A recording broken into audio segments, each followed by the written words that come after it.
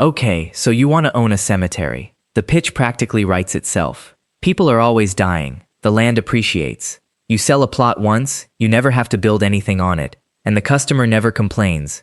You mow the grass, collect the checks, repeat forever. In a world where every business faces disruption, this one seems immune. Death is the one market with guaranteed demand. Sounds permanent. It is not that simple. Here's what nobody tells you. Owning a cemetery is one of the most legally constrained, cash flow restricted, permanently encumbered real estate operations in the United States. The moment you accept your first burial, you have made a promise that outlasts your mortgage, your children, and very likely your great-grandchildren. You are not in the land business. You are not in the funeral business. You are in the promise business.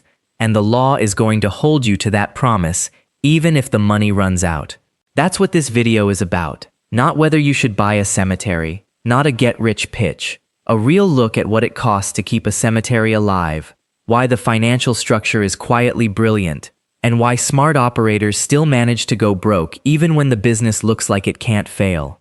Because it can, it has, and the story of exactly how it happens is more fascinating and more terrifying than you'd expect. Let's start with what you're actually buying. When most people think about a cemetery, they think about land, acreage, grass, and headstones. And yes, you need the land. But if you think what you're selling is land, you're going to make every mistake in the book. Cemeteries don't actually sell land. They sell interment rights, the right for a person's remains to occupy a specific space, in perpetuity. You are not transferring property ownership. You are making a contractual guarantee that this spot, at these coordinates, will be maintained, protected, and accessible to visiting family members for as long as anyone in the family is alive or beyond. In most states, that promise is legally irrevocable. You cannot sell the land out from under the bodies. You cannot develop it, you cannot abandon it, and this is the part that matters. The law doesn't care whether your business is profitable or not. The obligation survives your bankruptcy. This is the conceptual core of the entire business. A cemetery doesn't sell space, it sells permanence. And permanence is very expensive to guarantee. So let's talk about what it costs to enter this business. Small community cemetery, 5 to 10 acres in a secondary market. You're looking at land acquisition starting around $500,000 to $1.5 million, depending on location and zoning. A mid-size operation in a suburban metro, that number climbs to $3 million to $8 million before you've done anything to the property. A large, full-service memorial park with mausoleum structures in a primary market like Southern California or the Northeast? You're in the $15 to $30 million range before you open your doors, and according to industry development models, some large multi-site operations require initial capital expenditure north of $50 million just for land acquisition and infrastructure. That land cost, by the way, is not like buying a warehouse or a strip mall. You cannot repurpose it if the business fails. You cannot sell it to a developer. It is functionally illiquid the moment remains are interred. Some states allow you to pursue relocation of remains under tightly controlled legal processes, but it is extraordinarily expensive, legally fraught, and practically rare. The land becomes cemetery land the moment you use it as one. Beyond land, you need to develop the property. Road access, drainage, irrigation, landscaping, a reception or admin building, parking, signage. Budget another $500,000 to $2 million depending on scale. That's before a single grave is sold. Now here's where new owners usually get blindsided: the pre-launch regulatory costs. To operate a cemetery in most states, you need a cemetery license from your state's regulatory body. In California, that's the Cemetery and Funeral Bureau. In Texas, it's the Texas Funeral Service Commission, and so on. Getting that license requires demonstrating financial solvency, submitting a care endowment plan, passing inspections, and in many states, proving that your property meets minimum acreage thresholds. 30% of U.S. states require a minimum of 10 acres just to receive a new cemetery license. Then there's zoning. Cemeteries are a conditional use in virtually every jurisdiction, meaning they require special approval even in areas zoned for them. Cemetery zoning disputes take an average of 2.5 years to resolve, according to industry data. That's 2.5 years of carrying costs, mortgage, taxes, insurance, before you can legally bury anyone. Speaking of taxes, religious cemeteries are exempt from property taxes in all 50 states, which is a major reason why faith-based operators have such a structural advantage. If you're a private for-profit operator, you're paying property tax on land you can never redevelop. In a high-tax metro, that's $50,000 to $150,000 per year on acreage that may generate revenue only as fast as demand brings customers through the door. Liability insurance has increased 12% industry-wide in recent years, driven partly by trip-and-fall claims on uneven cemetery grounds. You're also looking at licensing fees per interment. The average state permit fee ranges from $50 to $200 per burial. Add legal and compliance costs, initial staffing before revenue starts, and you're easily looking at $200,000 to $400,000 in pre-launch operating burn before a single customer arrives. Okay, now let's talk about how the money actually comes in. Because here is where the cemetery business gets genuinely interesting. A well-run cemetery has 4 separate revenue streams, and most people only know about one of them. The first is what everyone thinks of: interment right sales. You're selling the right to use a burial plot. In a standard suburban American cemetery, a single plot sells for anywhere from $3,000 in a rural market to $15,000 or more in a major metro. Los Angeles, San Francisco, New York. Desirable sections of established cemeteries in those markets regularly exceed $20,000 per plot. A single acre can be subdivided into roughly 1,000 to 1,200 burial plots, depending on spacing and local regulation. At $6,000 average per plot, one developed acre is worth $6 to $7 million in potential gross sales, but it'll take you decades to actually sell all of it. That's the catch. You're not liquidating the land. You're slowly monetizing it, one burial at a time. The second stream is merchandise and services: grave liners, vaults, markers and monuments. Graveside services, the labor of opening and closing the grave itself. A basic opening and closing service, the digging, the lowering, the filling, runs $800 to $1,500 per burial. If you're doing 200 burials a year at $1,000 each, that's $200,000 in services revenue before you sell a single monument or headstone.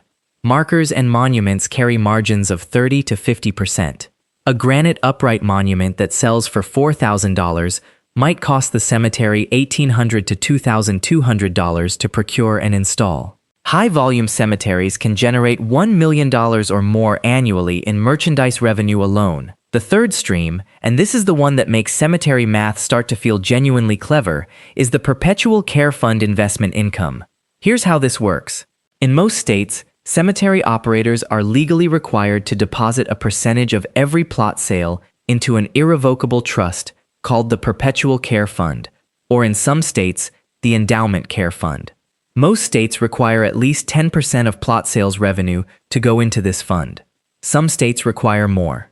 California historically required a meaningful fraction of each transaction. The money sits in the trust, invested in stocks and bonds, and the earnings, not the principal, just the earnings, can be withdrawn to pay for ongoing cemetery maintenance. Now think about what this means at scale.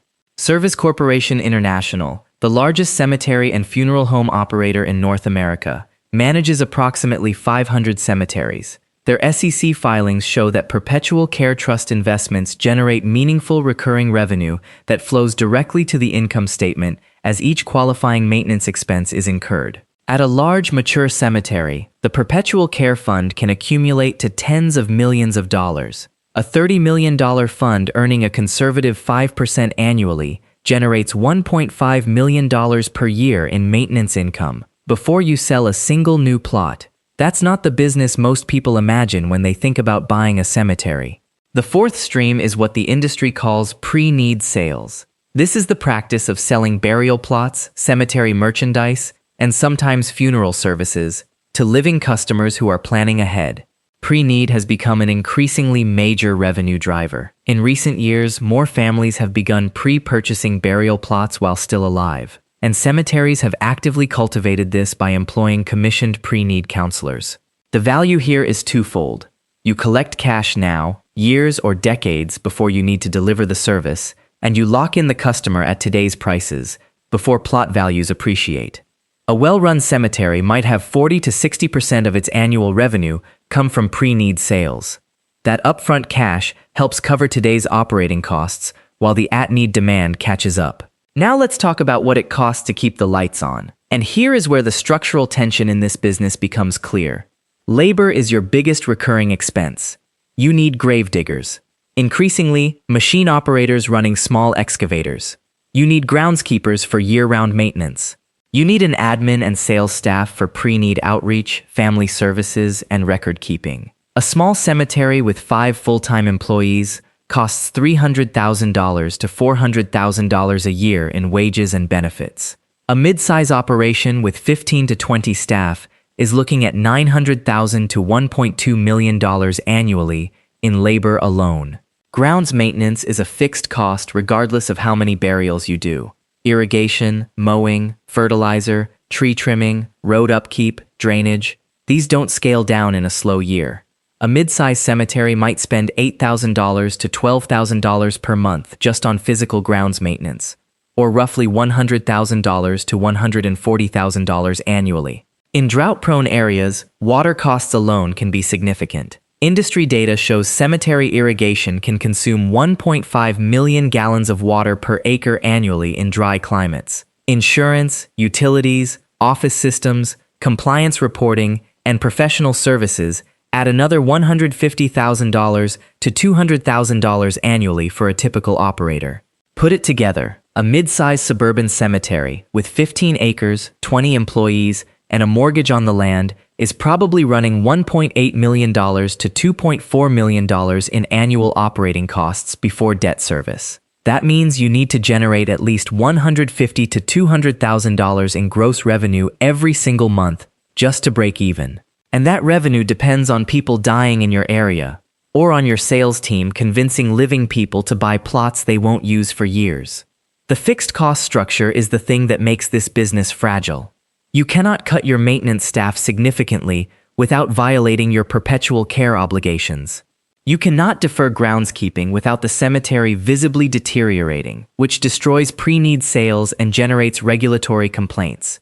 Your biggest costs are fixed. Your revenue is variable. That mismatch is the central operating risk of every cemetery in America. The industry-wide average profit margin is estimated at 12.8%. According to compiled federal industry statistics. That's not catastrophic, but it's thin enough that a bad year, a bad 2 or 3 years, can move a cemetery from profitable to insolvent faster than most owners anticipate. And the business is quietly getting harder. Here's where it gets interesting. The U.S. cremation rate has passed 60% and is projected to exceed 82% by the mid-2030s, according to industry analysts. That's a structural shift in the underlying demand for the cemetery's primary product.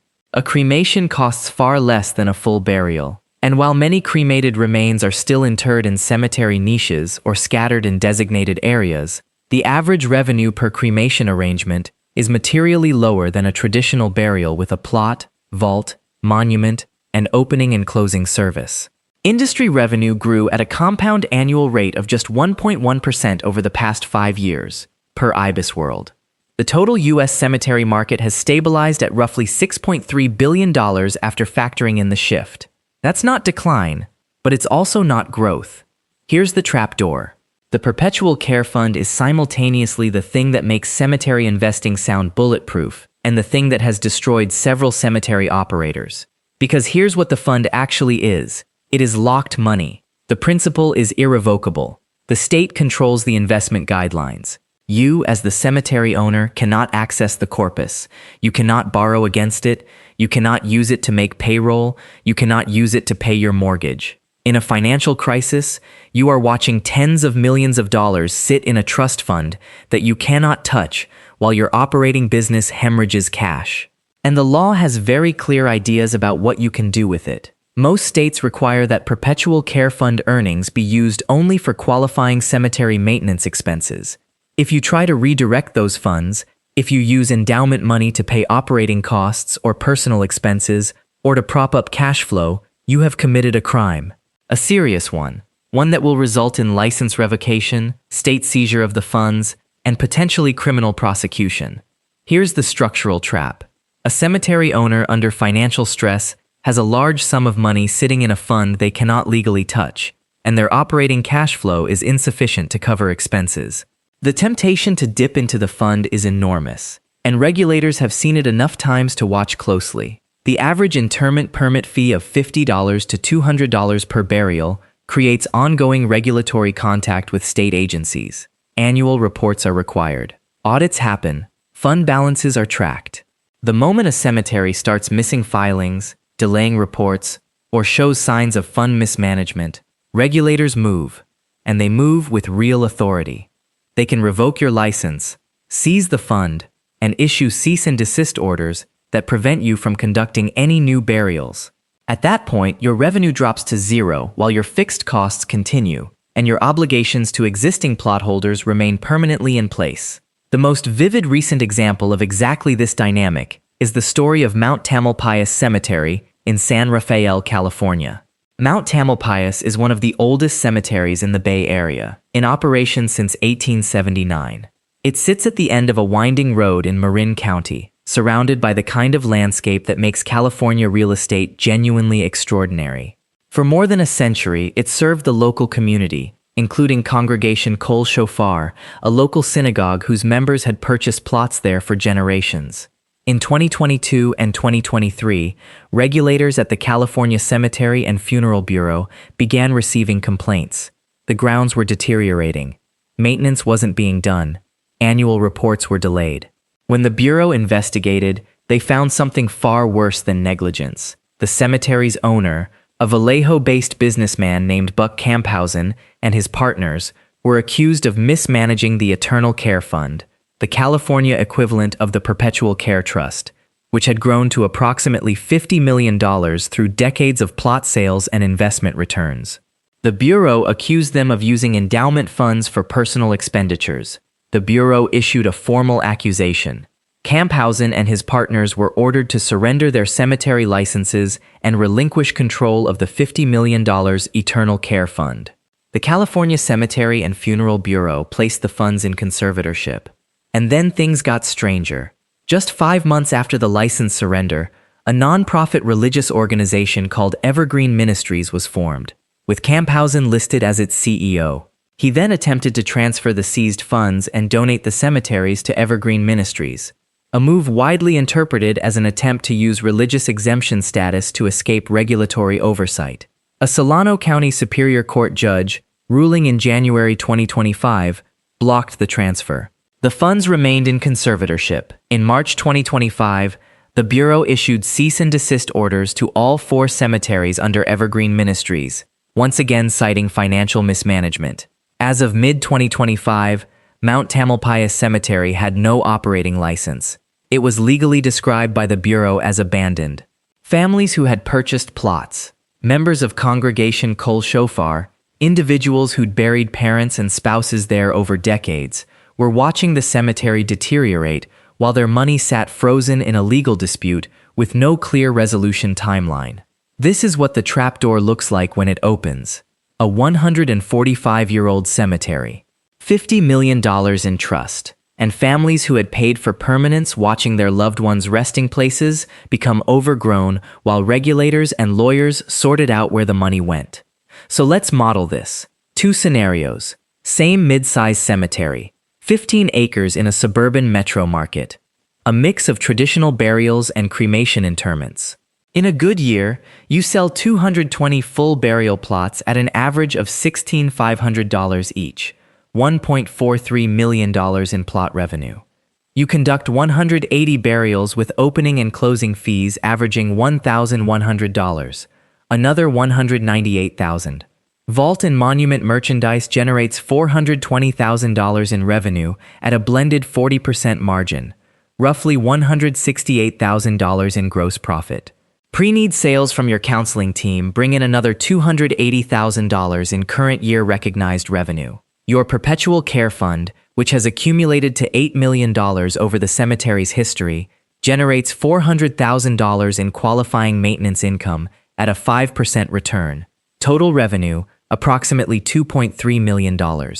Operating costs, $1.1 million in labor, $130,000 in grounds maintenance, $180,000 in insurance, utilities, and admin, $200,000 in mortgage service.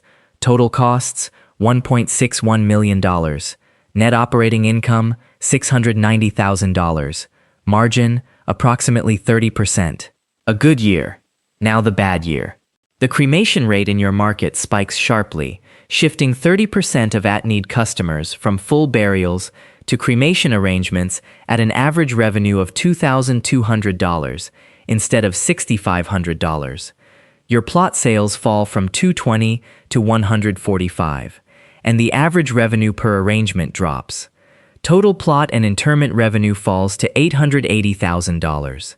Your merchandise revenue declines proportionally as fewer full burials mean fewer vaults and monuments, down to $190,000. A mild recession suppresses pre-need decisions. Pre-need revenue drops to $140,000. Your perpetual care fund took a 12% hit in a bad equity market. Earnings fall to $280,000. Total revenue, approximately $1.49 million. Your costs? They barely move. Labor costs are fixed.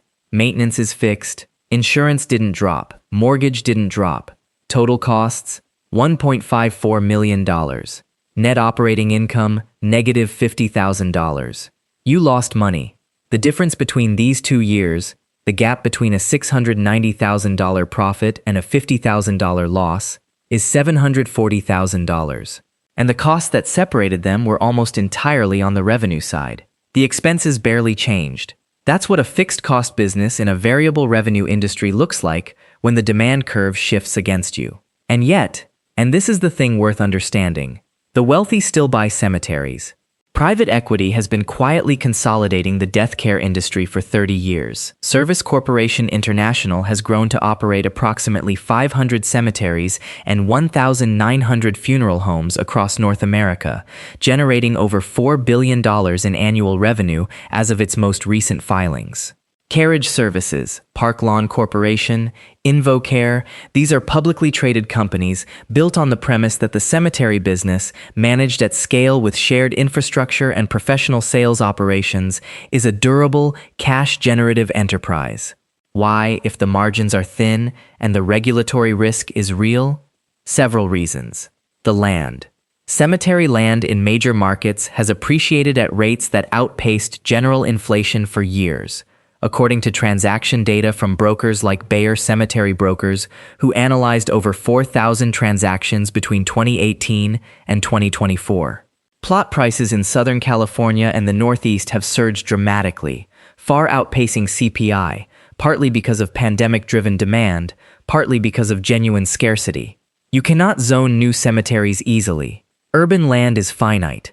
The result is that established cemeteries in growing metros are sitting on an asset that gets more valuable every decade. The pre-need backlog. When a cemetery has $40 million in pre-need contracts booked, families who've already purchased plots and merchandise they haven't yet used, it has a revenue pipeline that is legally committed, partially paid, and visible years into the future. Service Corporation's pre-need backlog is in the billions. It's not receivables. It's future revenue that will almost certainly convert when the customer eventually dies. That kind of revenue visibility is rare in any business. The tax structure. For nonprofit and faith-based cemetery operators, and 18% of U.S. cemeteries are owned by municipalities or government entities, with many others operated by religious organizations. Property tax exemption is significant. In high-tax states, this alone can improve operating margins by 5 to 10 percentage points. And there's something else, harder to quantify but real. The perpetual care fund at a mature, well-run cemetery is itself an investment vehicle. Tens of millions of dollars in trust, compounding over decades, generating income that flows against maintenance costs. At sufficient scale, a cemetery's trust fund earnings can cover a substantial portion of the annual operating costs entirely passively. Money generated by money, independent of whether anyone buys a new plot this year. It's one of the few business models in real estate where the asset truly does compound in your favor over long enough time horizons. But here's what you carry when you own one. You own the promise, not just the acreage. Every family that bought a plot before you arrived handed that promise to whoever sold it to them, who handed it to you. The obligation doesn't originate with you. It predates you, and it will survive you, whether or not you want it to, whether or not the business makes money, whether or not the market shifts against you in ways you couldn't predict. That is fundamentally different from any other piece of real estate. If you own an apartment building and the economics turn against you, you can sell it, rezone it, redevelop it, walk away from it. The building doesn't care. The tenants move. The land becomes something else. A cemetery cannot become something else. The families with loved ones interred there are not tenants. They are not creditors in a conventional sense. They are people who trusted you with something that has no replacement and no remedy. And the law is constructed, sometimes imperfectly, but with unmistakable intention, to ensure that trust is honored, even when the business that promised it no longer wants to be in the business. That's why the perpetual care fund exists. That's why the license is hard to get and easy to lose. That's why regulators track these operations closely and move hard when mismanagement surfaces. Because in every other industry, a business failing is a financial event. In the cemetery business, a business failing is a humanitarian one.